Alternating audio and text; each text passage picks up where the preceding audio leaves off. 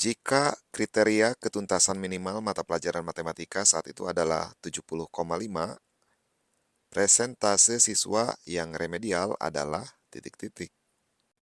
KKM 70,5, kelasnya ada di kelas ketiga, yang remedial berarti kurang dari KKM, yang kurang dari 70,5 berarti 1 dan 3, ada 4 orang.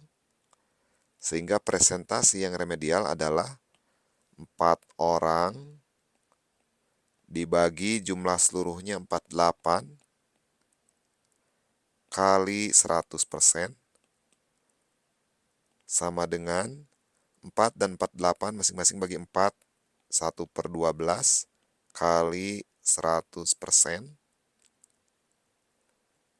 Ini mendekati 8,3%.